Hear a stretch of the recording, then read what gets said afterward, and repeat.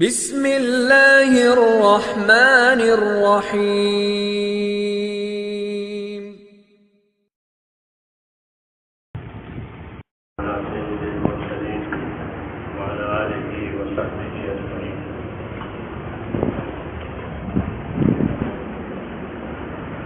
میرے پیارے بھائیو،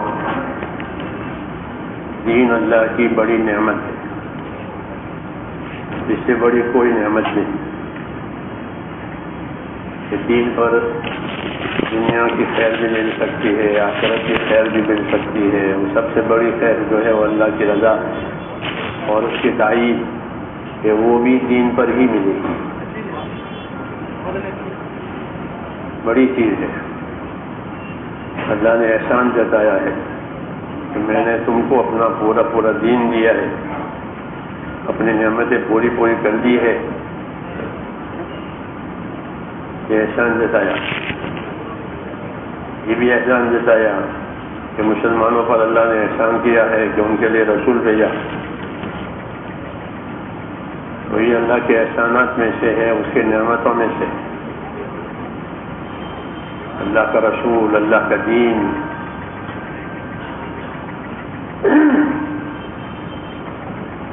تو اس نعمت کا کیا تقاضا ہے؟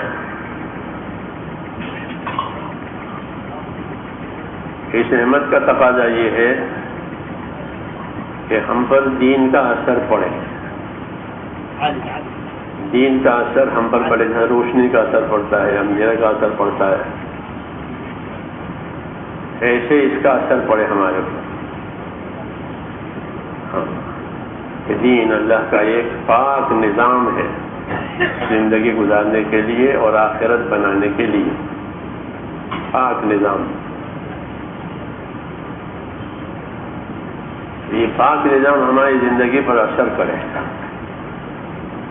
یہ اس کا بڑا تقاضا ہے۔ ابن مسعود یہ کہتے ہیں کہ اصحاب محمد صلی اللہ علیہ وسلم جو تھے وہ کیسے تھے؟ وہ فرماتے تھے کہ ابرہم قلوبا، کہ یہ حضرات دلوں کے بڑے پاک تھے۔ جو کپڑے کے پاک ہوتے ہیں، بدن کے پاک ہوتے ہیں شریعت کی وجہ سے، شریعت نے کپڑے اور بدن کے پاک ہونے کو حکم دیا ہے۔ تو فرماتے تھے کہ وہ دلوں کے حساب سے بڑے پاک، ابرہم قلوبا۔ یہ مثال ہے کہ دین پاک تو اس کی پاکی کا یہ اثر آیا کہ ان کے دلوں کے اعتبار سے بڑی پاکیزہ ان کی حالت، کہ ان کے دل پاک تھے۔ کہ کس سے؟ کہ دنیا کی محبت سے، آپس کے تناؤ سے، حسد سے، بدگمانیوں سے، لالچ سے، یہ تمام چیزیں جس کو دنیا میں پسند نہیں کی جاتی اور اللہ کے یہاں بھی پسند نہیں کی جاتی،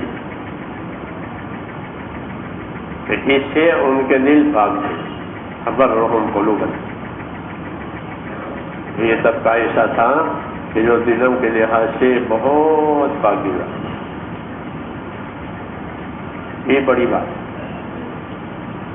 اس پر دھیان نہیں ہوتا، اس پر دھیان نہیں ہوتا کہ دل میں پاکیزگی آئے، کہ اللہ کون سی پاکیزگی دیکھنا چاہتا ہے دلوں کی۔ دلوں کے اندر سے دوسری چیزیں جو اللہ کو ناپسند ہے کہ وہ نکل جائے۔ کیوں؟ کہ اللہ کا کام کرنا ہے، تو اللہ تو اوپر سے بھی دیکھیں گے اور اندر سے بھی دیکھیں گے، صورت کو بھی دیکھیں گے، حقیقت کو بھی دیکھیں گے۔ لوگ صورت کو دیکھتے ہیں کیونکہ ان کی حقیقت تک نظر نہیں جاتی، اور اللہ کہ اللہ تو تمہاری صورتوں کو بھی دیکھتے ہیں اور تمہارے اندر کو بھی جانتے ہیں. علیم بذات الصدور، تمہارے سینوں میں کیا ہے یہ وہ اللہ جانتے ہیں. اس لیے دین کی پاکی کا یہ اثر پڑا، یہ اثر لیا اور اتنا لیا کہ ظاہر ہو گیا. اس لیے تو ابن مسعود بیان کر رہے ہیں. ابن مسعود یہ تھوڑی گپ کہہ رہے ہیں نا. یہ حضرات جو ہے کہ دلوں کے اعتبار سے بڑے پاک اور علم کے اعتبار سے بڑے گہرے. ہاں، علم کے اعتبار سے بڑے گہرے، کیونکہ نبوت کی میراث جو ہے وہ علم ہے. کہ لوگوں کو نبی کیا دیتا ہے؟ حدیثوں میں ہے کہ نبی مال نہیں دیتا لوگوں کو، اور نہ مال چھوڑ کے وہ مرتا ہے. تو کیا دیتا ہے؟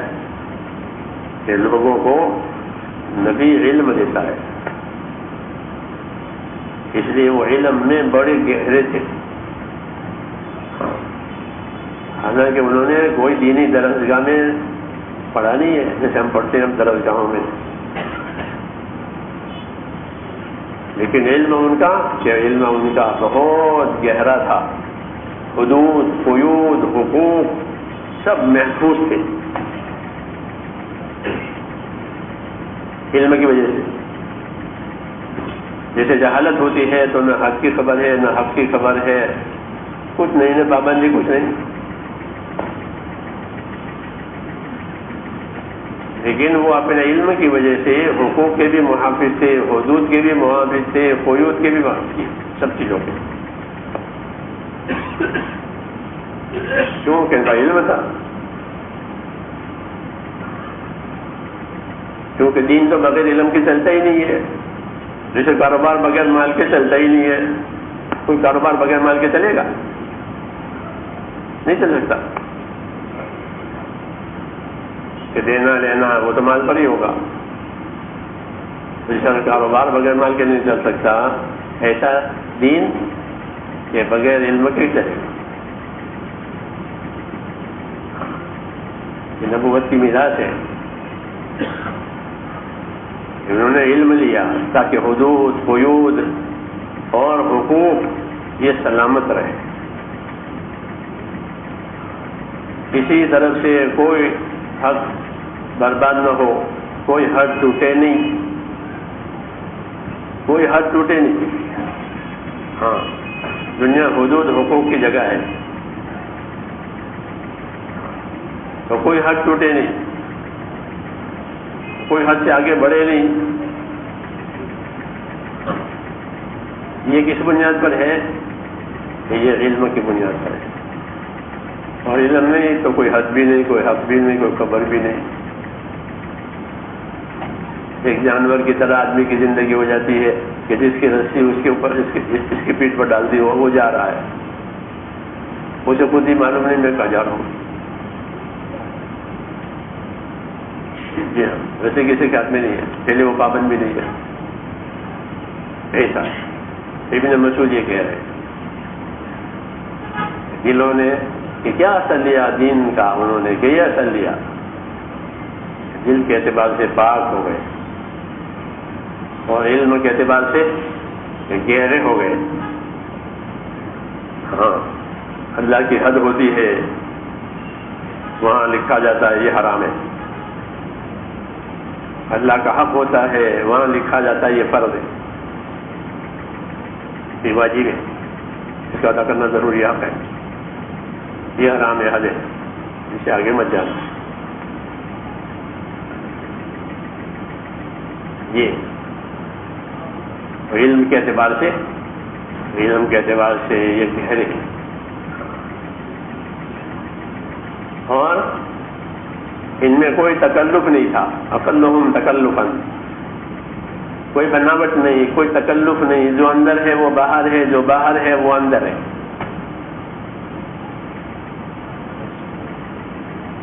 یہ اقلہم تکلفا. کہ تکلف نہیں، کوئی بناوٹ نہیں، اندر باہر ایک. یہ ان کی سیرت کا خلاصہ بتایا تھا. ان میں یہ صفتیں تھیں. کام ہو، حرکت ہو، محنت ہو، تو یہ چیزیں صفات پیدا کرتی ہیں. کام صفت پیدا کرتا ہے. چور چوری کرتے کرتے چور ہو جائے گا، ابھی صفت اس کی ہو گئی. جھوٹ بولتے بولتے جھوٹا ہو جائے گا، سچ بولتے بولتے سچا ہو جائے گا. ہنر بڑا کاریگر بن جائے گا، اس کی صفت بن گئی، اب اس کے ہاتھ میں آ گئی. سمجھ میں آئی بات؟ تو عمل جو ہے وہ صفت پیدا کرتا ہے آدمی میں، وہی اس کی مایا ہے. جب عمل منقطع ہو جائے گا تو صفت کام دے گی. عمل منقطع ہوتا ہے موت پر. اذا مات ابن آدم انقطع عنہ عمل. جب آدم کا بیٹا مرا اس کا عمل منقطع ہوا، اب کوئی عمل نہیں ہونے کا. جو عمل ہوئے تھے اس کی صفت باقی رہ جائے گی. ایمان کی وجہ سے مومن پکارا جائے گا، نفاق کی وجہ سے منافق پکارا جائے گا، کفر کی وجہ سے کافر پکارا جائے گا، ذکر کی وجہ سے ذاکر پکارا جائے گا کہ ذاکرین کو بلاؤ، جنت میں جانے کے لیے ان کا دروازہ کھل گیا ہے. ہاں، ہر ایک کا دروازہ ہے. کہ عمل کرتے کرتے روزداروں کو بلاؤ، ان کا دروازہ کھلا ہوا ہے، ریان کے باب سے جا کے داخل ہوں گے.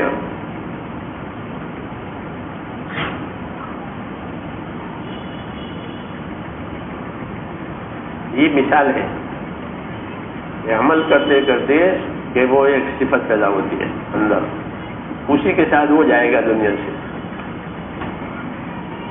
جی ہاں، ہر آدمی اس حال پر مرے گا جس حال پر وہ جیتا تھا. عمر رضی اللہ عنہ کا مشہور قول ہے، جس حالت میں آپ جیو گے اس حال میں مرو گے، جس حال میں مرو گے اس حال میں اٹھو گے.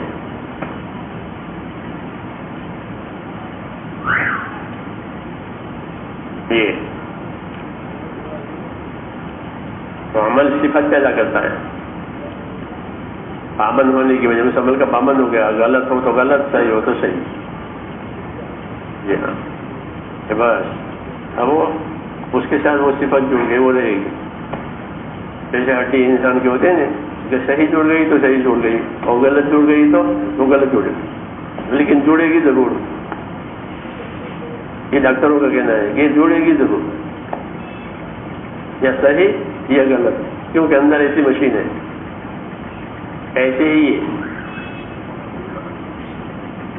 یہ صفت پیدا ہوگی. تو ابن مسعود نے یہ صفتیں بتائی ان کی کہ دین کے کام کرنے والوں کی یہ صفتیں بنی کہ دلوں کے پاک اور علم کے گہرے.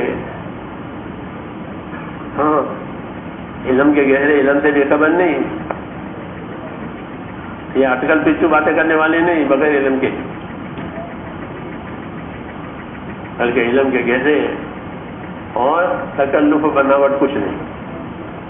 جو حق ہے اس کو اپنایا، جو ناحق ہے اس کو چھوڑ دیا. ظاہر باطن ہے، یہ ان میں پیدا ہوا. تکلفم تکلفا، یہ کہہ کر کے پھر یہ فرمایا کہ یہ وہ حضرات ہیں کہ اللہ تعالیٰ نے ان کو اپنے نبی کی صحبت کے لیے چھانٹا ہے کہ ہمارے نبی کے ساتھ کون رہے گا. نبی کے ساتھ کون رہے گا، نبی کس کے ساتھ رہیں گے. ان کو ان کے لیے چھانٹا گیا تھا، یہ نبی کے ساتھ رہیں گے، نبی کے ساتھ دیں گے، اور ان کو اس کام کے لیے چھانٹا گیا تھا کہ جس طرح یہ نبی کا ساتھ دیں گے کہ یہ نبی کے دین کو آگے بڑھائیں گے. دنیا میں نبی کے دین کو آگے بڑھانے وَلِنَقْلِ دِينِهِ قوم اختارهم اللہ لصحبت نبیہ وَلِنَقْلِ دِينِهِ. یہ چند باتیں وہ بتا رہے ہیں ابن مسعود. تمام صحابہ کے زمانے میں بہت تذکرے ہوتے ہیں. کیا بات تھی ان کے اندر کہ یہ بات ابن مسعود انہی میں سے ہے، لیکن بہت بڑا سمجھدار آدمی ہے، فقیہ ہے، سمجھدار. اللہ نے ان کو خاص سمجھ دی. حضور نے ان پر اعتماد کیا تھا کہ ابن مسعود جو بتاوے اس کو صحیح سمجھنا. ایسا وہ یہ کہہ رہے ہیں کہ ان کو اللہ تعالیٰ نے چھانٹا تھا نبی کی صحبت کے لیے کہ نبی کے ساتھ کون لوگ رہیں گے، نبی کو کس سے مناسبت ہوگی، کہاں ان سے، اور کیا کام کریں گے یہ کہ نبی کے دین کو منتقل کریں گے، آگے بڑھائیں گے. یہ 5 باتیں انہوں نے ذکر کی اور پھر اپنے بعد والوں سے یہ کہہ رہے ہیں کہ تم لوگ ان کی مشابہت اختیار کرو، ان کے اخلاق اور عادات کے ساتھ برابری کرو، ان کے جیسے اخلاق ہو جاویں، ان کے جیسے عادات ہو جاویں. یہ اپنے آدمیوں سے کہہ رہے ہیں. سمجھ میں نہیں بات تشبہوا بخلائقہم کہ ان کے اخلاق سے، ان کے عادات سے مشابہت اختیار کرو کہ ان جیسے عادات بنے، ان جیسے اخلاق بنے، ان جیسا ماحول بنے، ان جیسا ماحول بنے، ان جیسا معاشرہ بنے. اس لیے ان والی ترتیب کو یہ ترتیب اختیار کرو. اپنے بادوانوں سے کہہ رہے، ہاتھ نیچے جو ان کہہ رہے ہیں ان سے کہہ رہے ہیں. اور یہ کہہ کر کے قسم کھا کر کے یہ بات کہہ رہے ہیں کہ خدا کی قسم جو کعبے کا پروردگار ہے، کہ میں اس خدا کی قسم کھا کر کہتا ہوں جو کعبے کا رب ہے، کہ یہ حضرات بالکل سیدھے راستے پر تھے اور ہیں.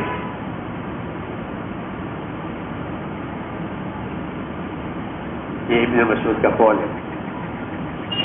تو ہم کو اور ان کے زمانے میں جو لوگ ان کے نیچے تھے ان کو سب کو یہ رہبری دی ہے.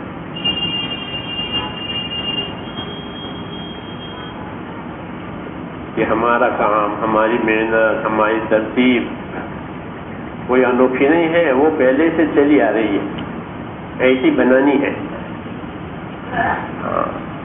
ایسی بنانی ہے. اس لیے وہ اپنے ہاتھ نیچے آدمی جو ان کے تھے ان کو بتا رہے کہ ایسے بننا تم. ارے وہ تو قریب تھے، وہ تو قریب تھے، انہیں کے ہاتھ نیچے وہ سب کچھ لیتے تھے، پڑھتے تھے، سیکھتے تھے. ان سے کہہ رہے کہ تم ایسا بننا، کہ ان کے اخلاق اور عادات سے کے ساتھ اپنے اندر برابری پیدا کرنا. اس لیے کہ خدا کی قسم وہ بالکل سیدھی راہ پر. تو یہ بہت بڑا پیغام ہے ان کا، ابن مسعود کا، ہم سب کے لیے، کہ ہماری زندگی اس کام کے ساتھ ایسی ہو. شور کرنے کی ضرورت نہیں ہے،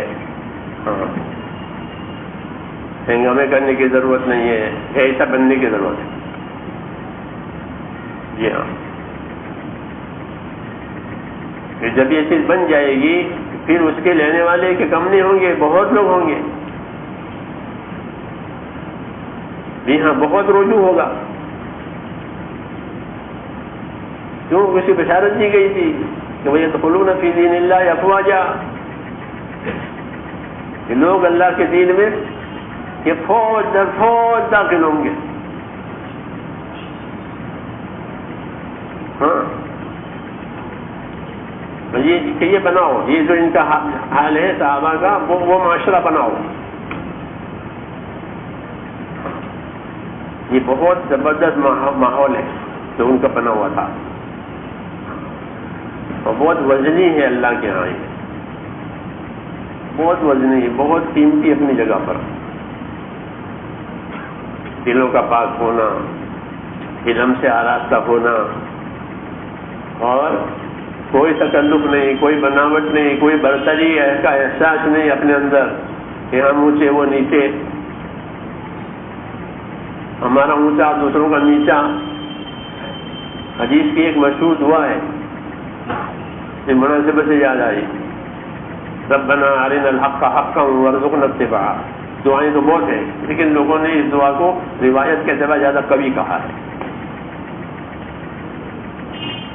ربنا ارنا الحق حقا وارزقنا اتباعہ وارنا الباطل باطلا وارزقنا اجتنابہ۔ اے اللہ، جو حق ہے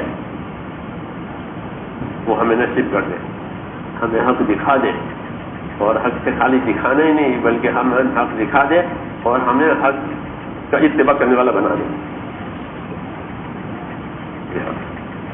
وہی کہتے ہیں مسعود، یہ بالکل حق پر تھے، صراط مستقیم پر تھے یہ لوگ صحابہ کرام۔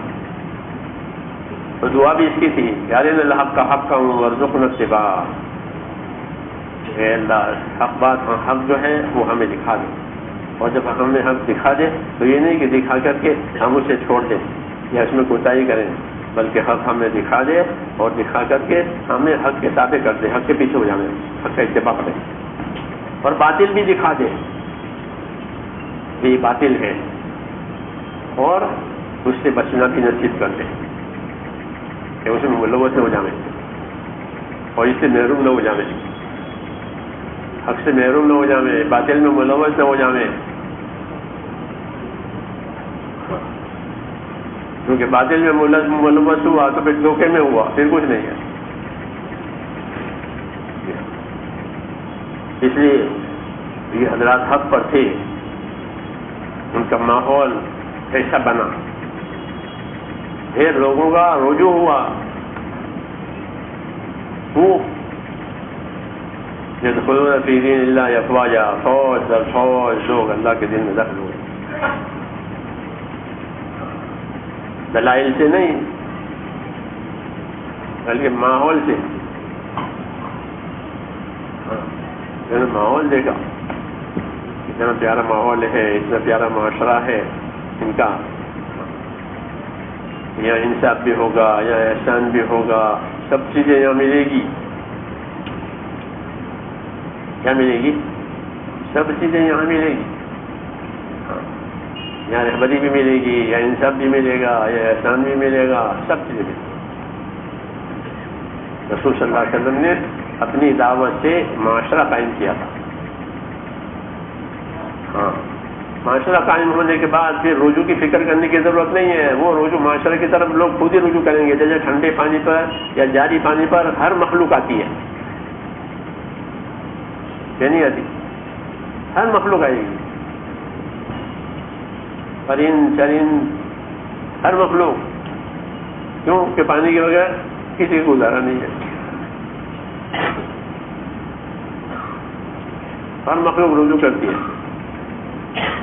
چرندے ہو، درندے ہو، پھاڑ کھانے والے جانور ہو، انسان ہو، نہانے والے، دھونے والے، پینے والے، تعمیر کرنے والے، کون ہے جس کو پانی کی ضرورت نہیں ہے آج دنیا میں؟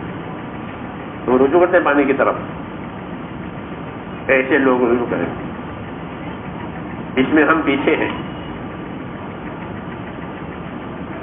اس میں ہم پیچھے ہیں، جی ہاں، اس لیے ہمیں بہت چیزیں بھگتنی پڑ رہی ہے، کیونکہ ہم اس میں پیچھے، اس لیے ابن مسعود نے یہ رہبری کی اپنے بازوانوں کو، ہم بھی ان کی باز والے ہی ہیں۔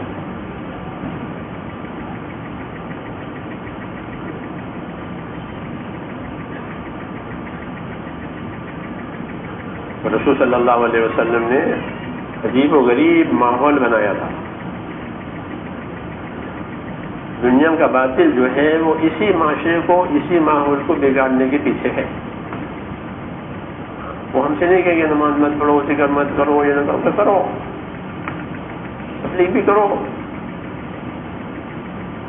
جی ہاں، اجنبی ملکوں میں کوئی نہیں منع کرے گا آپ کو گشت کرنے سے، تبلیغ کرنے سے۔ اب جائیں یوروپ جائیں، امریکہ جائیں، جی ہاں، وہ جانتے ہیں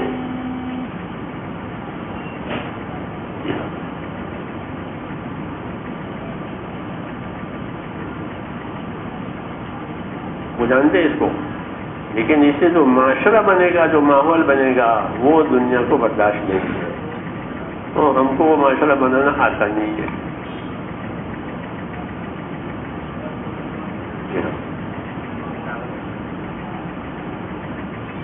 اس معاشرے میں جیسے میں نے کہا نہیں کہ لوگوں کے دل پاک یہ ہو گیا، اس معاشرے میں حدود پر رہنے والے، حقوق پر جانے، حقوق پر رہنے والے، بے تکلف، سب کا حق پہچاننے والے، سب کا حق رہنے والے، سب کو حق بتانے والے، کوئی شکایت ہی نہیں۔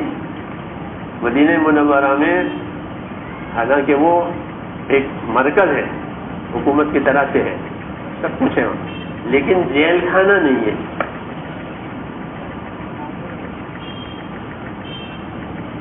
حضور کے زمانے میں کوئی جیل نہیں، جی ہاں، حالانکہ دین تو پھیل چکا تھا، کہ جیل نہیں، یہ مثال ہے، کوئی قیدی نہیں،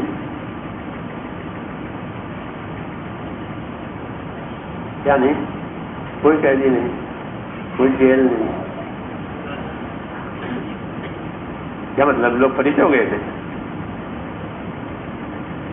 کہ گناہ نہیں کر سکتے تھے، وہ کہ نا پابند ہو گئے تھے، ہاں پابند ہو گئے تھے، اس لیے گناہ بھی ہو جاتا تھا تو توبہ بھی ہو جاتی تھی، گناہ بھی ہوئے اور توبہ بھی ہوئی، جی ہاں، جھگڑے بھی ہوئے، فیصلے بھی ہوئے،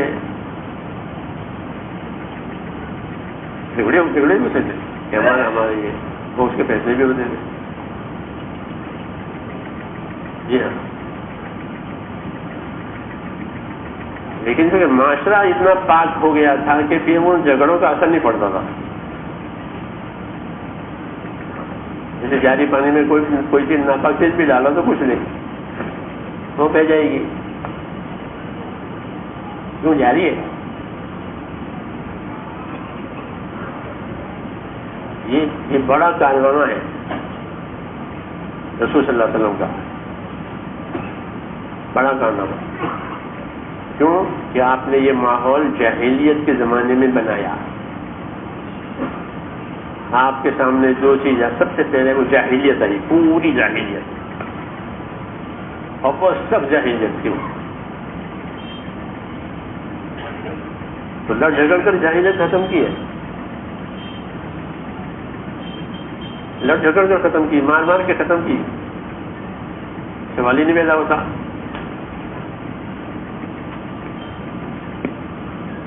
آپ نے جاہلیت کو لڑ جھگڑ کے ختم کی تھی، یہ ان کی باتوں کا انکار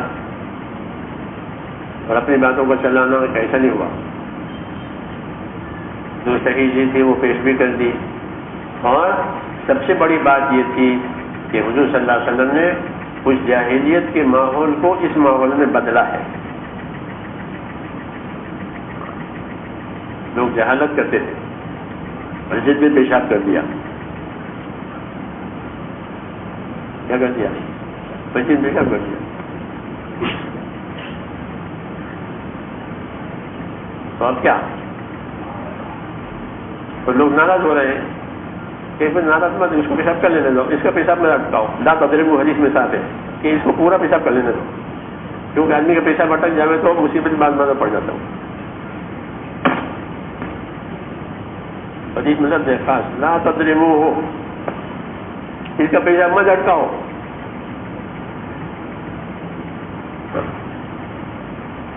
تو یہ پیشاب پورا کر لینا، تو پیشاب کر دیا، اور پھر اپنے آدمیوں سے کہا جاؤ 2-3 ڈول پانی لاؤ اور بہاؤ اس پیشاب پر، اس پاک کرو جگہ کو۔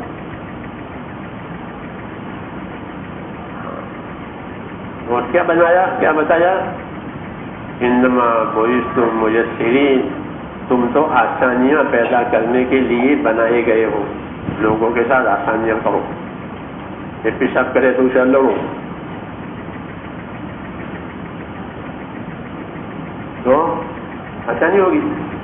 بلکہ پیشاب کرنے والے کی بہت سی حمایتیں کھڑے ہو جائیں گے. ہاں یہ سکھائی ہے چیزیں. جہالت کیسے ختم ہو؟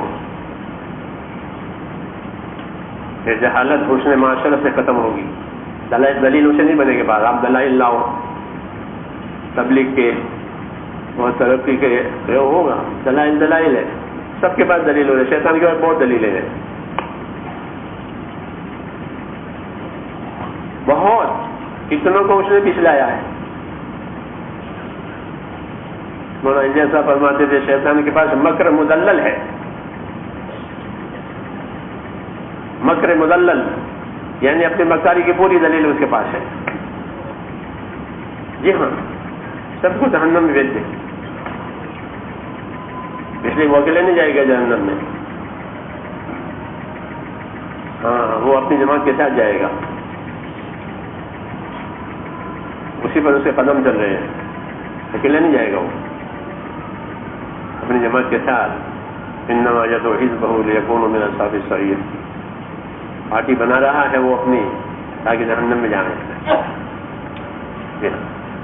اور جب جہنم میں جانے کے بعد لوگ اسے کہیں گے کہ تم نے ہمیں یہاں اتارا لا کر کے, تو وہ کھڑا ہو کر کے کہے گا میرا کوئی قصور نہیں ہے.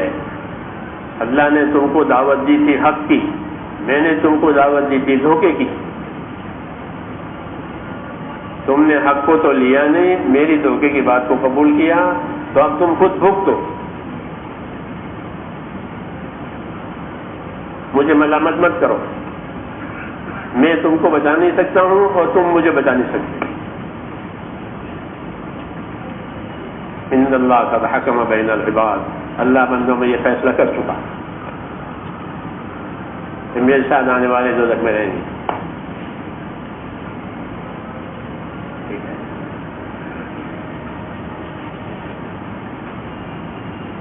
یہ کام میرے دوستوں دلیلوں کا نہیں ہے.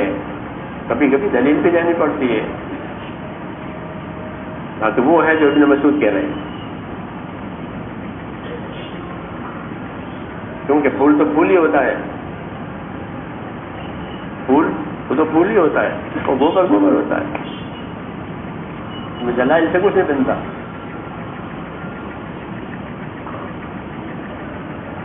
اور دین جو اللہ تعالیٰ نے حق دیا ہے میرے بھائیوں, کہ اس کا اثر پڑے ہمارے اوپر, یہ بڑا تقاضا. یہ تقاضے سوچے جاتے ہیں نا تو اچھی بات ہے, تقاضے سوچیں.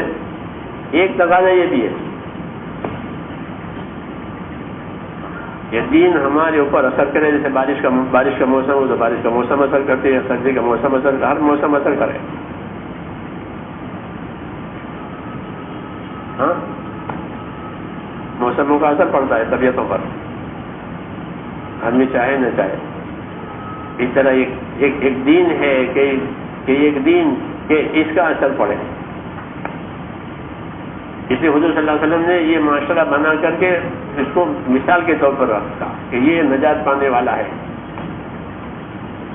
انا والے اصحابی, جس پر میں اور میرے اصحاب ہیں وہ نجات پانے والے ہیں. عقائد کے اعتبار سے بھی, معاشرت کے اعتبار سے بھی, اور عمل کے اعتبار سے بھی, سب اعتبار سے. اپنا ماحول, اپنے معاشرت. ہاں جب معاشرت برباد ہو جاتی ہے تو پھر نام و نشان ختم ہو جاتا ہے, نام کے لوگ رہ جاتے ہیں. مولانا یوسف فرماتے تھے مسلمانوں کے جب معاشرت ختم ہو جائے گی تو ان کے نام رہ جائیں گے. ان کا اپنا کوئی ماحول نہیں ہے, اپنا کوئی معاشرہ نہیں ہے ان کا اپنا. تو اب ان کے نام رہے ٹیلی فون ڈائریوں میں. پہلے جماعتیں پھرتی بھی شروع میں تو ٹیلی فون ڈائریوں سے مسلمانوں کے نام نکالتے تھے, وہ پھر وہاں جاتے تھے. کیوں کہ ان کا کوئی معاشرہ ہی نہیں, ان کا کوئی ماحول ہی نہیں کہ کہاں ملیں گے.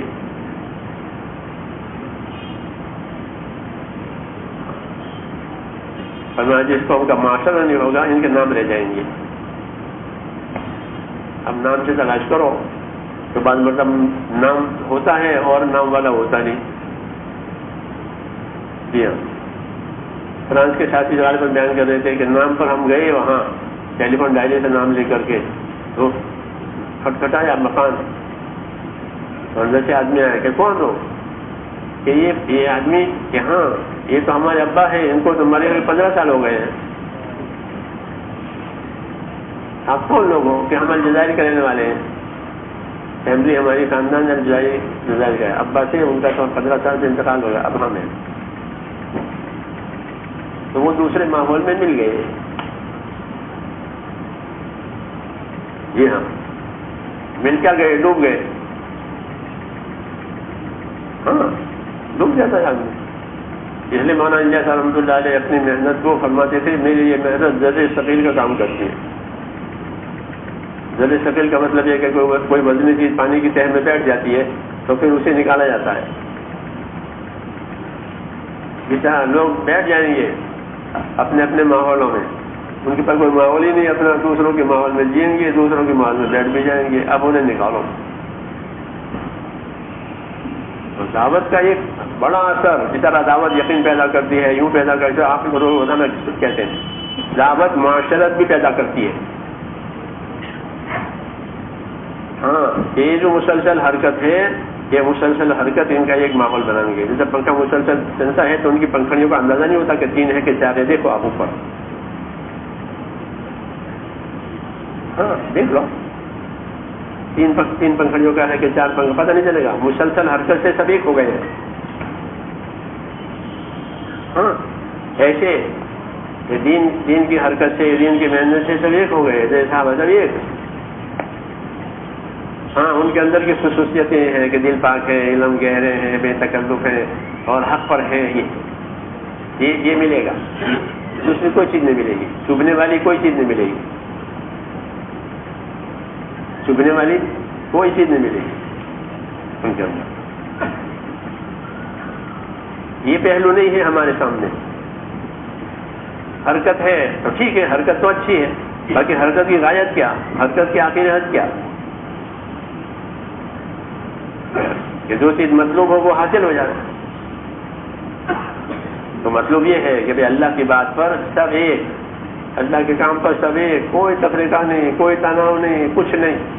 ہر ایک کا حق ہے. جی ہاں، اس کا حق ملے گا اس کو. ہر ایک کا مرتبہ ہے، اس کے مرتبے سے اس کے ساتھ برتاؤ کیا جائے گا. یہ حدیثوں میں پھر ہماری تمہاری نہیں ہوگی، ہماری مسجد تمہاری مسجد. یہ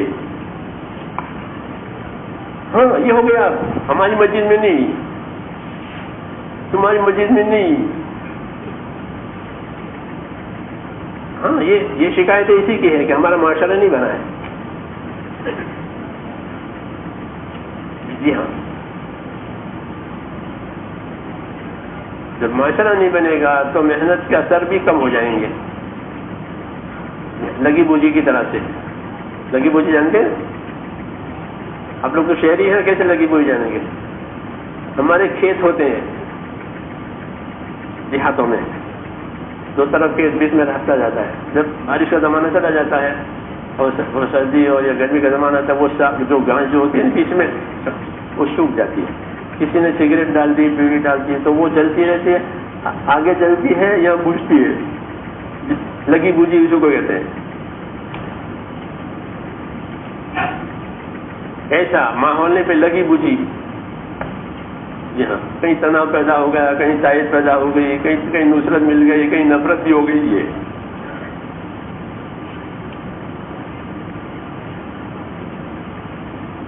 نصرت بھی ہوئی، نفرت بھی ہوئی.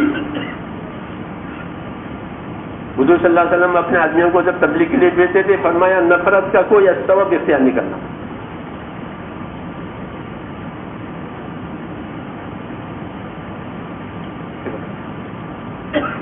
نفرت کا کوئی سبب اختیار نہیں کرنا. بشرا ولا تنفرا. جی ہاں، ورنہ پیچیدگی پیدا ہو جائے گی نفرت کے بعد.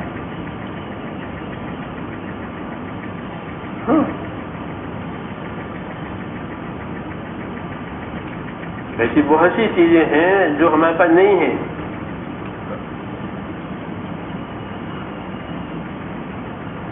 حضرت معاذ نے نماز پڑھائی، میں نے پہلے بھی بیان کیا تھا کسی مجموعے میں. تو معاذ عالم آدمی ہے، بڑے آدمی تھے، 2 مرتبہ نماز پڑھتے تھے. ایک مرتبہ عشاء مسجد نبوی میں پڑھے، دوسری مرتبہ عشاء آ کر کے اپنی مسجد میں پڑھے. حضور صلی اللہ علیہ وسلم کی مسجد میں تو عشاء اس لیے پڑھتے تھے کہ سیکھے حضور صلی اللہ علیہ وسلم کی نماز کیسی ہے، سیکھنے کے لیے وہاں جاتے تھے. نماز تو ان کو یہاں پڑھانی ہے، تو سیکھنے کے لیے. علماء کہتے ہیں کہ وہاں نفل پڑھتے ہوں گے، فرض یہاں ادا کرتے ہیں، وہاں سے نماز سیکھ کر آئے، پھر اپنی مسجد میں نماز پڑھا رہے. علم والے ہیں نا، یہ علم والے کہلاتے ہیں، سیکھ کر نماز پڑھا رہے. دیکھ کر نہیں، ہم دیکھ کر نماز پڑھتے ہیں، دیکھ کر حج بھی کرتے ہیں، سیکھ کر نہیں کہ بھائی رمی کیسی کرنی چاہیے. سب لوگ مارتے ہیں تو بھی مارتے ہیں، کنکری پھینکتے ہیں نا، تو سب لوگ پھینکتے ہیں جیسے ہے، دیکھ کر سیکھ کر نہیں، کیونکہ کنکری پھینکنے کا کیا طریقہ ہے.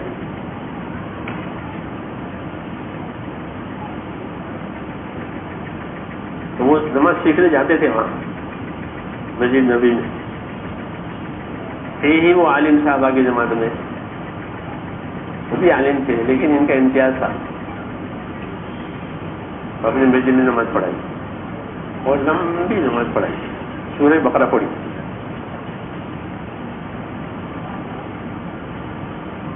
ایک صحابی کٹ کر کے الگ ہو گئے نماز میں.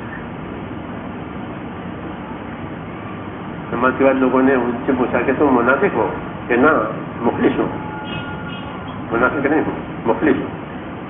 تم نماز میں سے ہٹ گئے، جماعت میں سے نکل گئے، نماز میں سے نکل گئے کرنے والے منافق. کہتے ہیں میں منافق نہیں ہوں، میں مخلص ہوں. باقی میں کٹ گیا ہوں جماعت میں سے، تو یہ بات میں حضور صلی اللہ علیہ وسلم کے پاس لے کر کے جاؤں گا.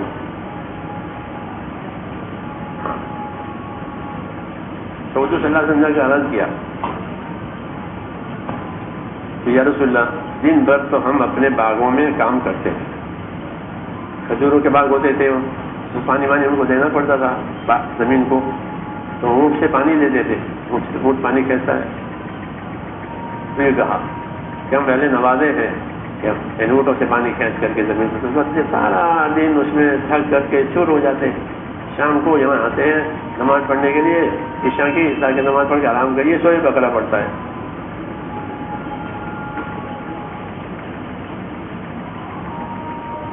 تو وہ انصاری ہے، ان کے خاندان کے ہی ہے، کوئی دوسرا باہر کا نہیں ہے، وہ بھی انصاری ہے، بھی انصاری مدنی ہے. یہ سورہ بقرہ پڑھتا ہے. ان کو تکلیف ہوتی ہے، دن بھر کا تھکا ہوا ہوں. تو حضور صلی اللہ علیہ وسلم حضرت معاذ پر بہت ناراض ہوئے. حالانکہ حدیثوں میں ہے کہ حضرت معاذ سے حضور نے بہت صاف لفظوں میں فرمایا، یا معاذ انی احبک، اے معاذ مجھے آپ سے محبت ہے. دوسری روایتوں میں معاذ نے بھی جب اس کے جواب میں کہا یا رسول اللہ مجھے بھی آپ سے محبت ہے.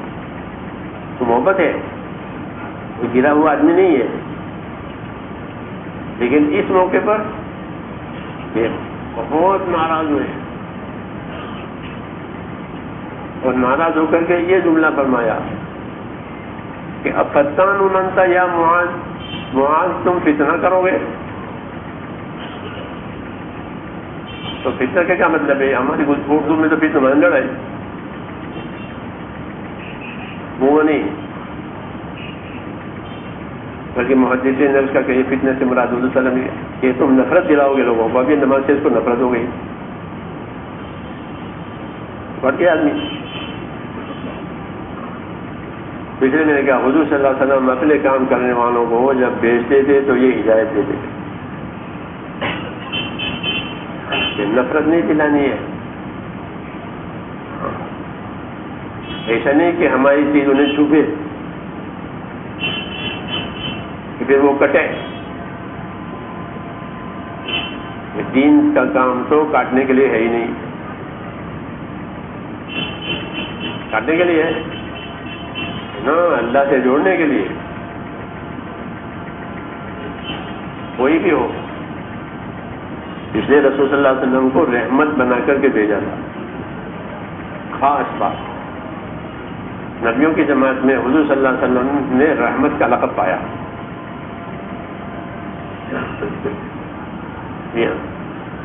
انبیاء کرام رحمت، آپ کو بتایا وما ارسلناک الا رحمۃ للعالمین، سارے عالم کے لیے آپ کو کیا بنایا؟ آپ کو رحمت بنایا. تو آپ بھی رحمت ہے، آپ کا دین بھی رحمت ہے. اس رحمت کے اثرات کے لیے کہا کہ نفرت کوئی نہیں جا رہا ہے. بشارتیں سناؤ لوگوں کو، خوشخبریاں دو، خوش اسلوبی سے اپنی بات رکھو. ہاں، خوش اسلوبی سے اپنی بات رکھو، اچھے گمان سے اپنا کام کرو. یہ طریقہ سمجھا ہے کہ اچھا گمان کرو، اللہ کے ساتھ بھی اچھا گمان رکھو، مخلوق کے ساتھ بھی، لوگوں کے ساتھ بھی. کیوں کہ اس سے جو ماحول تیار ہوگا وہ ہوگا طاقتور. جی ہاں، وہ کہتے گا لوگوں کو. جی ہاں، جیسے سردی کی سیزن کی طرف لوگ جاتے ہیں، گرمی میں گرمی کی چیزوں کی طرف لوگ جاتے ہیں، ٹھنڈا ہونا چاہیے، کمبل ہونا چاہیے. جی ہاں، حاجتیں محسوس ہوتی ہے ماحول کی وجہ سے. ایسے کہ اس ماحول میں لوگوں کو اپنی کامیابی کی حاجت محسوس ہوگی کہ اس ماحول میں ہماری کامیابی ہے، اس ماحول میں ہماری سلامتی ہے، اس ماحول میں ہماری خیر ہے.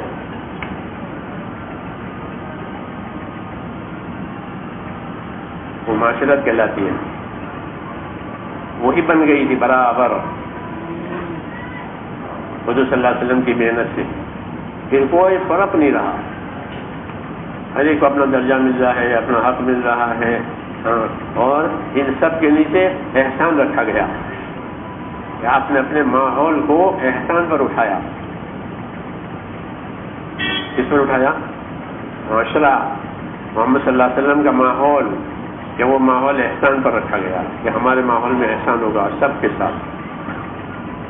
جی ہاں، ہمارے ماحول میں انصاف رہے گا سب کے ساتھ.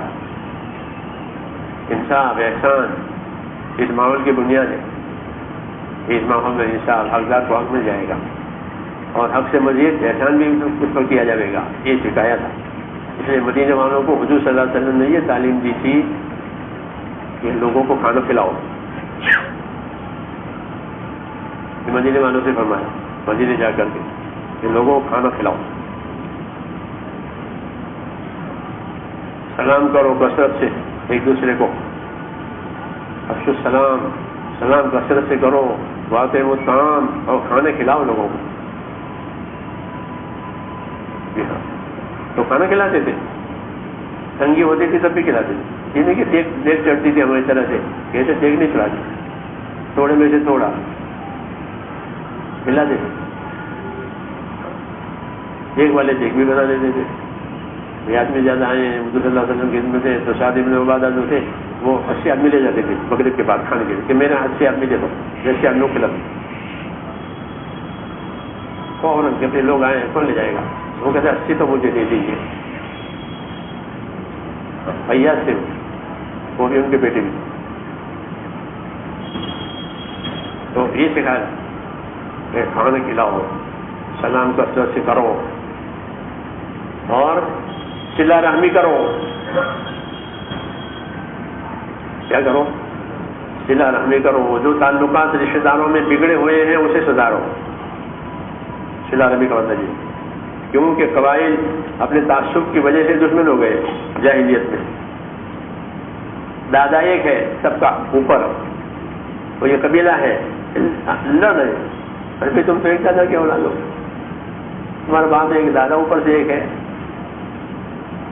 لیکن جہالت تھی، جاہلیت نے اثر کیا تھا، تو اس کی ہدایت ہوئی کیا کہ صلہ رحمی کرو، اپنے رشتہ داروں کو پہچانو، اپنا نسب یاد رکھو. یہ فرمایا تعرف الانساب، اپنے نسبوں کو یاد رکھو. تم کس کے بیٹے ہو، تمہارا اوپر کا دادا کون ہے، یہ یاد کرو. کیوں تاکہ تمہیں تمہارے رشتہ داروں کو پتہ چلے یہ دادا کے بھائی تھے، یہ ان کے اولاد ہے، یہ اولاد کے اولاد ہے.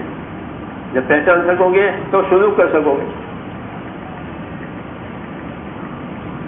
یہ تو ہمارے دادا کے اولاد ہے، ہمارا بھائی ہے، ہمارے رشتہ دار ہے، تاکہ وہ قبائلی تعصب ختم ہو جاوے. ہاں قبائلی تعصب پیدا ہو گیا بڑائی کا، اس نے دشمنیاں پیدا کر دی، تو بس آگ لگ گئی. تو آگ لگ رہی تھی سارے ماحول میں، اس آگ کو جو سے زیادہ میں بجھایا. قبائل کو شیر و شکر کر دیا گا. شعرا کہتے ہیں قبائل کو شیر و شکر کرنے والا، یعنی نبی. دودھ اور شہد، دودھ اور شکر مل جاتے ہیں، پتہ نہیں چلتا، دودھ میں شکر پگھل جاتی ہے. ایسے بنا دیا لوگوں کو ایک کر. یہ معاشرہ ہے، یہ بن جاوے تو بہت طاقتور اور بگڑے تو بہت برا. جب بن کر کے بگڑے تو بہت برا ہو جاتا ہے. حجۃ الوداع میں رسول صلی اللہ علیہ وسلم نے اپنے آدمیوں کو ڈرا ہے کہ خبردار میرے بعد کافروں جیسے مت ہونا کہ ایک دوسرے کو مارو. یہ اسی کی سبب یہ تھا. جس ماحول یہ بگڑے گا تو ایسا ہی چلے گا کہ ابھی تو بھائی ہوئے ہیں میرے، لیکن جب یہ معاشرہ بگڑے گا تو پھر تلواریں چلے گی. اس کے نیچے نہیں. تو جب معاشرہ بگڑا، آپ سیرت اب اپنی تاریخ پڑھیں تو آپ کو بتا جائے عبداللہ ابن زبیر کی عمارت کا زمانہ ہجری سن 70 وقت ہوا. ان کے عمارت کے زمانے میں مسجد میں تلواروں سے لڑے. یہ مسجدیں ہیں جن کی اہمیت، تب مسجد میں تلوار سے لڑائی. ایسا ہوا،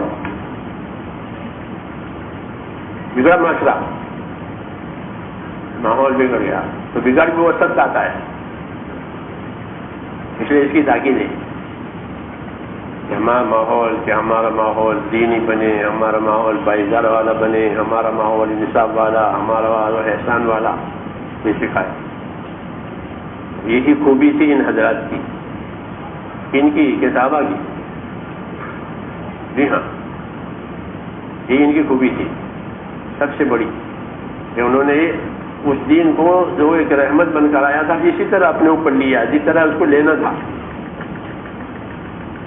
اسی طرح لیا. اس لیے یہ اثرات ان کے اندر پیدا ہو گئے کہ دلوں میں پاکیزگی آ گئی، صاف ایک دم، ایک دوسرے کی خیرخواہی، ایک دوسرے کی مدد، ایک دوسرے کی مدد، خیر کے کاموں میں مددگار، اور ہر ایک دوسرے کو اپنے سے اونچا سمجھنے والا. یہ مجھ سے اونچا یہ ہے، مجھ سے افضل یہ ہے، مجھ سے بہتر یہ ہے. ابو بکر عمر کو اپنے سے اچھا سمجھتے ہیں. ہاں، یہ خلافت کون قبول کرے؟ تو لوگوں سے ابو بکر نے فرمایا کہ عمر کے ہاتھ پر بیعت ہو جاؤ اور ان کو اپنا خلیفہ بنا لو. ہاں آپ کہہ رہے ہیں. اور عمر یہ کہتے تھے کہ حضرت ابو بکر کے خلاف موجودگی میں میں خلیفہ بنوں، خدا کی قسم کوئی تلوار سے میری گردن اڑا لے یہ مجھے گوارا ہے، لیکن ابو بکر کی موجودگی میں خلیفہ بننا مجھے گوارا نہیں.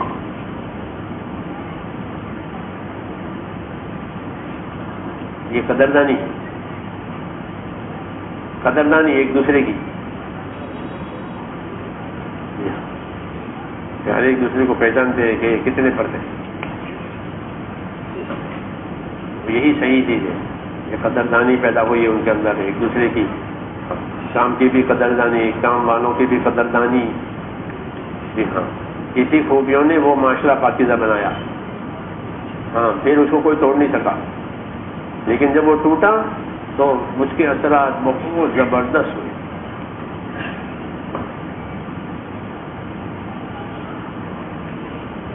معاشرے کی کوئی کم فضیلت نہیں ہے عبادت سے. عبادت کی فضیلت ہے نا، معاشرت کی فضیلت کہ وہ کچھ کم نہیں ہے. ہاں، کہ معاشرت کے اعمال، یہ عورت اپنے پڑوسی کو ایزا دیتی تھی کہ 2 دن میں جائے گی، یہ اپنے پڑوسی کو راحت دیتی تھی کہ جنت میں جائے گی. پڑھتے ہیں نا روز. یہ معاشرت کہ دوسروں کے ساتھ کا سلوک صحیح نہیں ہے، دوسروں کا سلوک صحیح ہے. ہاں،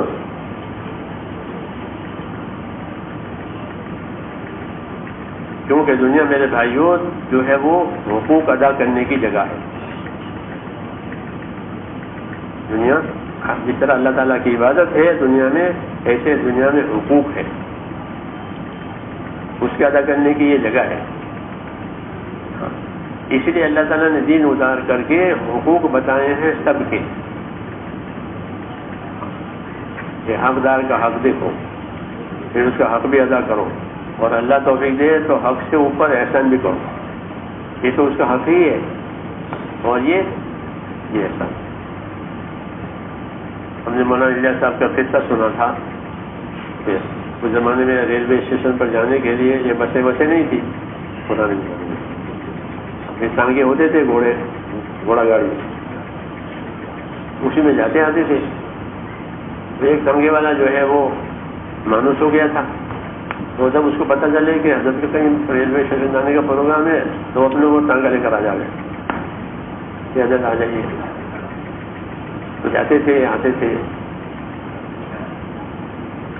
اور اس کی اجرت کرایہ اس کا وہ طے ہو جاتا تھا کہ کتنا.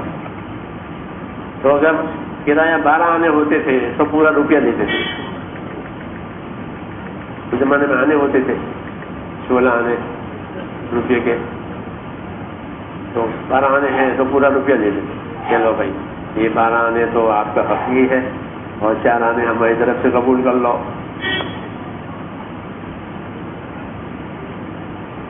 یہ کہہ کر کے کہ 12 آنے تو آپ کا حق ہی ہے اس روپیے میں، اور 4 آنے ہماری طرف سے قبول کر لو. اس کی وجہ سے اس کو ایسا تعلق ہو گیا. ان اللہ یامر بالعدل والاحسان، کہ اللہ حکم دیتے ہیں انصاف کرنے کا اور احسان کرنے. تو 12 آنے ملے تو انصاف کا تقاضا ہے کہ مجھے گاڑی ہے، اور 4 آنے کے احسان. یہ عملی تبلیغ کہلاتی ہے. یہ 5 کام 6 کام میں نہیں آئے گی. ہاں جی ہاں، یہ عملی حق ادا کرنا، احسان کرنا، یہ اسلام کی خوبی ہے. اسلام کی خوبی ہے. دوسرے مذہب میں اغراض ہیں، ہمارے اغراض نہیں ہیں اسلام میں، کہ حق ادا کرو اور حق سے زیادہ دے سکتے ہو تو حق سے زیادہ دو. یہ کیا ہوگا کہ احسان ہوگا. کہ احسان کیا کرے گا؟ کہ احسان محبت پیدا کرے گا. احسان کیا کرے گا؟ محبت پیدا کرے گا. دشمن کے دل میں بھی احسان محبت پیدا کرے، اس کی دشمنی ختم ہو جاتی ہے احسان کی وجہ سے. میں نے میرے ساتھ احسان کیا ہے تو ہاں یہ دین ہے. یہ کہا اللہ تعالیٰ نے ادفع بالتی ہی احسن فاذا الذی بینک وبینہ عداوۃ کأنہ ولی حمیم. جی ہاں، کہ احسن طریقے سے بدی کو دفع کرو احسان کر کے. اگر یہ طریقہ جاری کیا تو جو تمہارا دشمن تھا وہ تمہارا خاص الخاص دوست ہو جائے گا.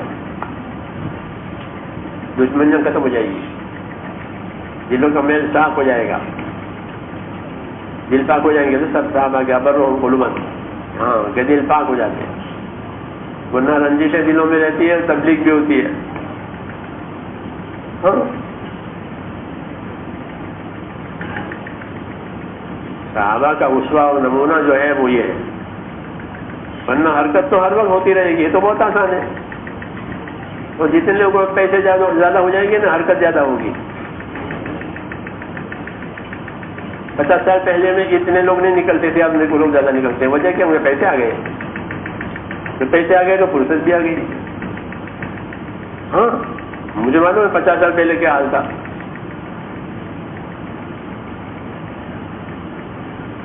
تو اس لیے دھوکہ نہیں کھانا چاہیے کہ حرکت ہو گئی، یہ لوگ بہت رجوع کر رہے ہیں. کہ رجوع کرنے کے اسباب کیا ہو رہے ہیں یہ دیکھو. مختلف اسباب ہوتے ہیں رجوع کرنے کے اور جمع ہونے کے. تو آسانی ہو گئی. کیوں؟ پیسے بڑھ گئے. حدیثوں میں ہے کہ تمہارے پر دنیا پھیل جائے گی، ابھی اور بھی پھیلے گی. ہاں اور آئے گی دنیا. حدیثوں میں کہ زکات ادا کرنے والا لے کر کے جائے گا کسی پر کہ میری زکات ہے آپ قبول کر لو، تو وہ کہتا کہ کل آتے تو لے لیتا، آج تو میں اس کا حقدار نہیں ہوں، میری ضرورت پوری ہو گئی ہے اس لیے میں نہیں لے سکتا۔ یہ حضور نے فرمایا تھا حدیث نے حدیث سے کیسا دوہراوے گا کہ زکات والا زکات لے کے پھرے گا، کوئی لے گا نہیں، کیوں کہ اب زکات کا حقدار نہیں رہا ہوں، زکات کھانا جائز نہیں رہا میرے لیے، میری ضرورت پوری ہو گئی ہے، ابھی اور پھیلے گی وہ، اور اسی سے معاشرہ بگڑتا ہے۔ جی ہاں، اس لیے یہ چیز بہت ضروری ہے کہ ہمارا اپنا ماحول حضور صلی اللہ علیہ وسلم کے ماحول سے لوگ بھائی ہو گئے اور رحمت والے ہو گئے، رحماء بینہم، آپس میں ایک دوسرے پر رحم کھانے والے، ایک دوسرے کے بھائی ہونے والے، یہ خصوصیت ہے کہ بغیر کسی دنیاوی چیز کے دینے لیے بغیر لوگ بھائی ہو گئے، ایمان کی وجہ سے اور دین کی وجہ سے۔ کچھ نہیں دیا حضور صلی اللہ علیہ وسلم، لوگوں کو پیسے دیے، لوگوں کو عہدے دیے تھے، یہ چیز ہی نہیں ہے، بلکہ وہ ایمان کی برکت ہے کہ ایمان کو رچایا گیا، ایمان کو پھیلایا گیا، تو اللہ تعالیٰ کے وعدے کے مطابق ان الذین آمنوا وعملوا الصالحات سیجعل لهم الرحمن ودا، کہ جو لوگ ایمان لائیں گے، نیک اعمال کریں گے، اللہ ان کے لیے محبتوں کا انتظام کریں گے، لوگ محبتیں کریں گے۔ اور محبت کے بعد ہر چیز آسان ہو جاتی ہے، کوئی چیز ناگوار ہوتی محبت کی فضا میں، ماں باپ کو بچوں سے محبت ہے تو ان کی ہر چیز برداشت کرتے ہو، محبت کی وجہ سے ہے، اور کیا وجہ ہے؟ ایسے ہی کہ کوئی چیز ناگوار نہیں ہوگی، ہاں صحیح چیز سامنے آئے گی، غلط چیز نکل جائے گی، معاشرہ کہ معاشرہ محبت کا، احسان کا، انصاف کا، یہ معاشرہ دلوں کی صفائی کا، کہ دلوں کے دل کے صاف، کسی کی طرف سے کوئی بات ہو گئی تو اپنی غلطی ہے تو اپنی غلطی قبول کر لی، اس کی غلطی ہے تو معاف کر دی، یہ حضور صلی اللہ علیہ وسلم کی تاکید تھی کہ تمہاری صبح شام اس حال میں ہو کہ تمہارا دل صاف ہو۔ جی ہاں، تمہارا دل صاف ہو، انس بن مالک کو یہ کہا تھا کہ تمہاری صبح شام بیٹا اس حال میں ہونی چاہیے کہ تمہارے دل میں کسی طرح سے کچھ نہ ہو۔ تو یہ حضرات ایسے تھے کہ اپنے دلوں کے اعتبار سے پاک صاف، کچھ نہیں، ایک دوسرے کے لیے دعائیں مانگتے تھے، آیت صحابہ پڑھنا، یہ حضرات ایک دوسرے کے لیے دعائیں مانگتے، حضور صلی اللہ علیہ وسلم اپنے اصحاب کے لیے دعا مانگتے تھے، یہاں سے شروع کیا ہے، اور پھر یہ اصحاب وہ ایک دوسروں کے لیے دعائیں مانگتے تھے، ان کی بھلائی چاہتے تھے، ہاں کیونکہ محبت کا یہی تقاضا ہے کہ اس کی بھلائی چاہی جائے، تعلق کا یہی تقاضا ہے، اس لیے یہ معاشرہ فتنوں سے بچا ہوا تھا، بہت طاقتور ہے یہ معاشرہ، جب بھی یہ محنت صحیح ہوگی یہ معاشرہ قائم ہو جائے گا، کالا گورا عربی اجمی کوئی فرق نہیں، بالکل۔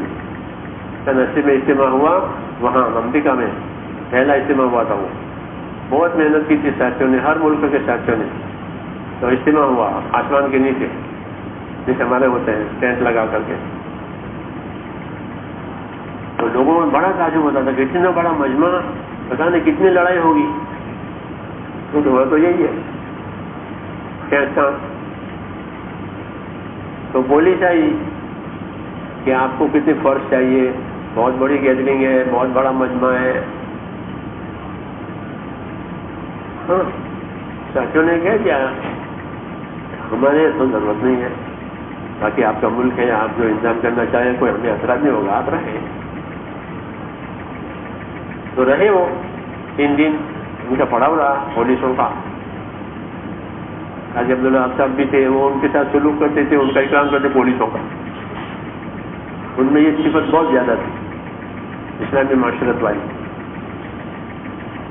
جی ہاں، تو ان کا اکرام کرتے تھے سپاہیوں کا، سارا انہوں نے دیکھا، تو ان کے پاس اسے کوئی جواب نہیں تھا، کیوں کہ اس میں مختلف رنگ کے لوگ ہیں، مختلف زبان کے لوگ ہیں، ہاں مختلف ملکوں کے ہیں، اور ایک ساتھ کھاتے ہیں، پیتے ہیں، نماز پڑھتے ہیں، باتیں سنتے ہیں، سوتے ہیں، اور کوئی کمپلین نہیں، کوئی شکایت، کچھ نہیں، کچھ نہیں۔ کسی کی چیز بھی ضائع ہو جائے، ہو گئی اس کی امانت، تو اس کا اعلان ہوتا تھا بھائی کسی کی چیز کوئی چیز ملی ہے امانت، جس کی ہو نشانی بتا کر لے جاوے امانت کے روم میں سے۔ ہاں تو حیران تھے لوگ، یہ ایسا ماحول بنا کیسے، یہ کیسے ایک ہو گئے؟ تو بات یہ کہ حضور صلی اللہ علیہ وسلم کی جو چیزیں تھی وہ تو یہی اثر کریں گے،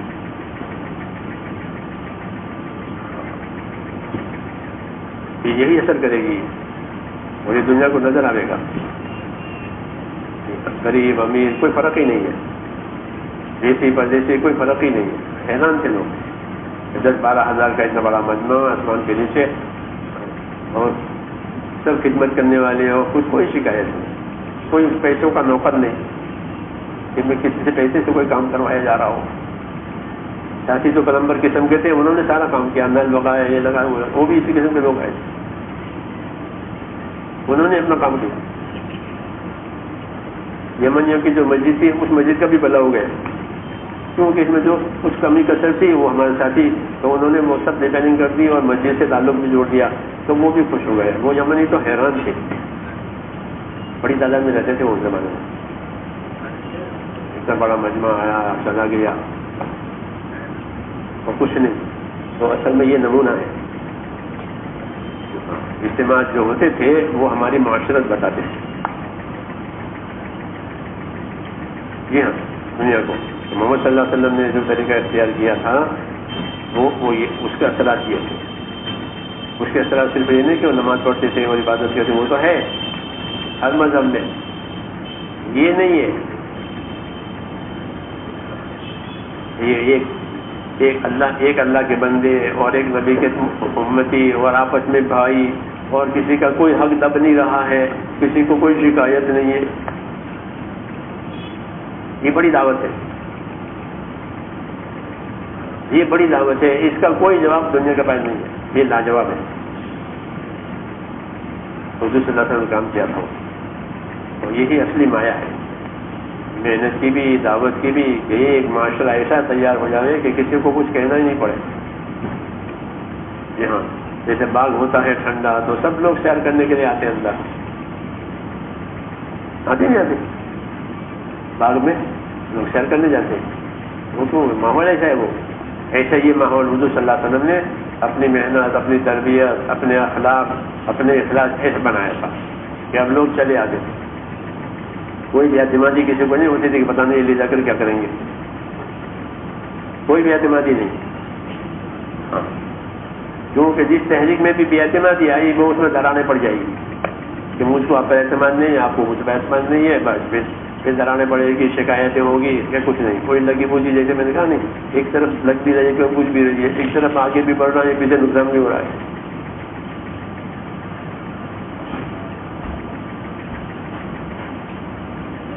اس لیے معاشرت کے احکام آئے ہیں، خاص طور سے جس طرح عبادت کے احکام آئے ہیں، معاشرت کے احکام، معاملات کے احکام، لین دین کے احکام، رہن سہن کے احکام، لوگوں کے ساتھ کا رہن سہن کہ وہ صحیح ہو جائے، کس بنیاد پر؟ کہ احسان کی بنیاد پر، احسان کی بنیاد بناؤ لوگوں کے ساتھ کے رہن سہن میں۔ اسلامی معاشرے کی بنیاد ہی احسان ہے، کہ اسلام میں رہن سہن کیسا ہوگا؟ کہ احسان کی بنیاد پر۔ احسان کس کے ساتھ؟ کہ جتنے تعلقات اتنے احسان، ماں باپ ہے تو ماں باپ کے ساتھ احسان کرو، رشتے دار ہے تو رشتے داروں سے احسان کرو، پڑوسی ہے تو پڑوسی کے ساتھ احسان کرو، ایک ساتھ کام کرتے ہو کسی فیکٹری میں، کسی جگہ میں، تو اس کے ساتھ احسان کرو، یہ سب قرآن شریف میں ہے۔ نوکر چاکر ہے تو یہ نوکر چاکروں کے ساتھ احسان کرو، کہ یا گالی دو نوکروں کو، نوکروں کو گالی دے تو وہ تھوڑا تبلیغ کی پورا گالی دینے والے کی تبلیغ ہوتی ہوگی، کیوں؟ کہ وہ جو ہے معاشرت صحیح نہیں ہے، تو وہ نوکر کو بہت شکایت ہے، وہ اگلتا ہے سارا کہ ہمارا سیٹ ہے، یہ کرتا ہے، یہ کرتا ہے، یہ کرتا ہے، یہ کرتا ہے. مجھے وہ پالا پڑا تھا ایک دفعہ، اس لیے میں اس کے ساتھ بیٹھ گیا، ڈرائیور کے ساتھ. وہ سب بیچارے نوکر کسی کا، تو وہ اس نے پورا راستہ یوں کرتا رہا کہ ہمارے سے یوں کرتے ہیں، یوں کرتے ہیں، یوں کرتے ہیں. جی ہاں، بہت شاکی تھا، وہ بہت شکایت تھی اس کو. تو وہ تبلیغ قبول کرے گا ان کی؟ کرے گا؟ کبھی نہیں کرے گا. کیوں؟ وہ دیکھتا ہے کہ ان کی حالت ایسی ہے.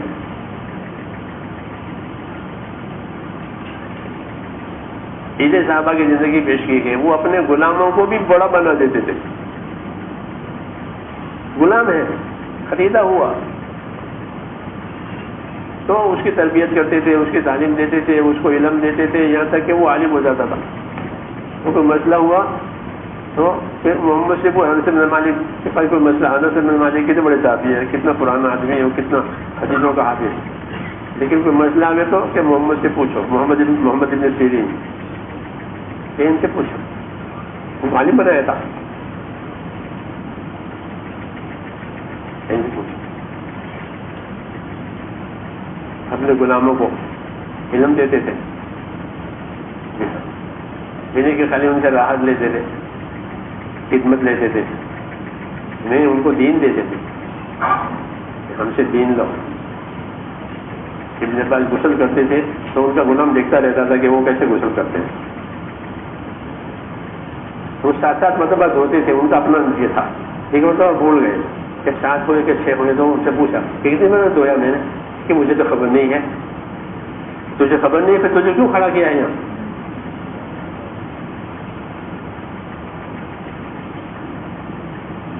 ہاں، یہ نہیں کہ خالی ان سے خدمت لینی ہے، کہ خدمت لو اور ہم سے دین لو. میں نے کتنے مرض ہوا تو اس نے بھی نگاہ نہیں کی، بھول گیا وہ بھی کہ تیرا بھلا ہو، تجھے خبر نہیں ہے میں نے کتنے مرض ہوا. یہ نہیں کہ نوکر ہے، اس کا کچھ نہیں. یہ نہیں، نوکر ہوگا. اللہ تعالیٰ نے حضور فرماتے یہ تمہارے، یہ غلام اللہ نے تمہارے ہاتھوں نیچے ان کو کیا ہے، بھائی یہ اللہ تعالیٰ کے بندے ہیں، باقی تمہارے ہاتھ نیچے ہیں، تو ان کے ساتھ سلوک کرو. یہ چیزیں آتی نہیں مذاکروں میں کہ دوسروں کے ساتھ کا ہمارا کیسا رہن سہن ہو. جب یہ چیزیں نہیں ہوگی تو تنگ نظری پیدا ہوتی ہے، تعصب پیدا ہوتا ہے. اور تعصب جو ہے وہ تو حق کا زہر ہے. جب حق والوں میں تعصب پیدا ہوگا پھر حق نہیں رہے گا، یہ ٹوٹ جائے گا. جیسے کوئی دیر کھا لے تو جان گئی.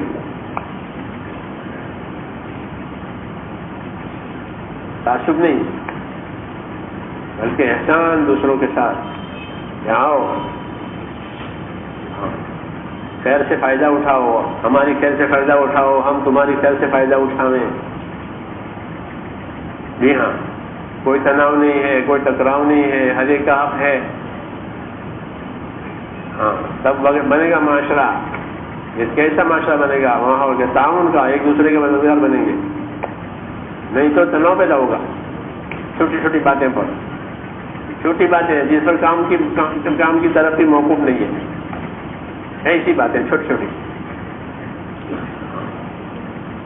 یہ کیا کہ یہ تعصب کی علامت ہے کہ جو ہم کہیں وہی صحیح، جو ہم کہیں وہی صحیح، ہمارا ہی صحیح. حالانکہ ایسا نہیں ہے. سب چیزوں کو دیکھو، دنیا دارالعمل ہے، مختلف عمل یہاں دنیا میں ہوں گے. جی ہاں، مختلف عمل ہوں گے دنیا میں دین کے لیے، کہ ان تمام عمل کرنے والوں کی قدر کرنی ہے، اپنے کام کو مقصد بنانا ہے.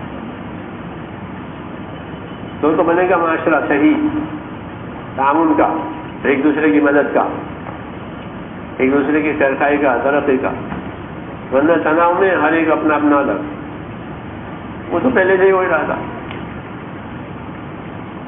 اس کام کی خوبی یہ تھی کہ اس نے یہ سب چیزیں ختم کر دی، ہرا بزم کالا گورا سب.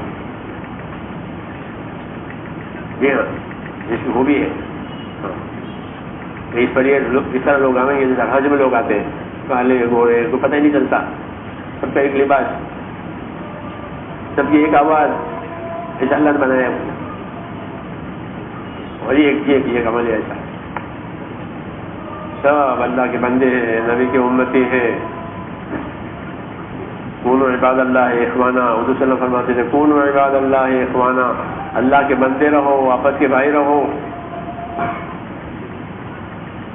جی ہاں، یہ معاشرہ، اس کی اہمیت ہے، اس کے اعمال ہیں. جب یہ قائم ہوگا تو دین آسانی سے ہو جائے گا. نفرت والے کی نفرت بھی ختم ہو جائے گی، دشمنی والے کی دشمنی بھی ختم ہو جائے گی. اس کی تاثیر ہے.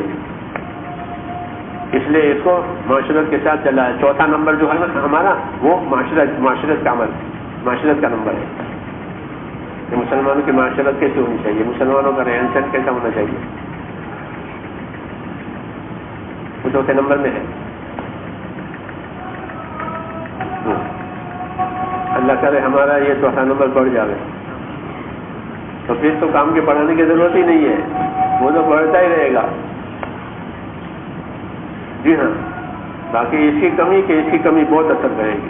اس لیے حضور فرماتے کہ نفرت نہیں دلانا، آسانیاں بتانا، بشارتیں سنانا. ہدایت دیتے تھے اپنے آدمیوں کو، آسانیاں بتانا لوگوں کو، بشارتیں سنانا، نفرتیں نہیں دلانا. اللہ تعالیٰ ہمیں اس کی توفیق عطا فرمائے. اس کی خاص دعا اللہ تعالیٰ سے مانگنی چاہیے، کیونکہ یہ ہمارے اندر بہت کم ہے، بہت کم. اور پھیلنے والی چیز میں جو چیز کمی ہوگی وہ کمی بھی پھیلتی ہے. پھیلنے والی چیز ہے یہ، اب جب کمی ہوگی تو کمی بھی پھیلے گی. جیسے گدلا پانی ہے وہ جاری ہے تو اس گدلا پن بھی جاری ہو جائے گا، میلوں تک گدلا پن ہی جائے گا، کیونکہ وہ جاری ہے. جاری نہ ہوتا تو گدلا پن اپنی جگہ رہتا، لیکن وہ جاری ہے تو اس کا گدلا پن بھی جاری ہو جائے گا. ہاں، اس لیے اس راستے میں اس کی مشق ہے. درگزر کرنا، معاف کرنا، سفر کرنا، یہ اس کام کا بڑا حصہ ہے، بڑا حصہ. قدردانی کرنا، اچھا گمان پیدا کرنا دوسروں کے بارے میں. چھوٹی چھوٹی باتوں میں جماعتیں الگ ہو جائے گی، یہ ہمارا یہ تو. اللہ تعالیٰ ہماری حفاظت فرمائے. اس کے لیے اب محنت مشق بھی ہے، اس کے لیے اللہ تعالیٰ سے دعا بھی مانگنی ہے. یہ کام اہم نہیں ہے. یہ سبحانک اللہم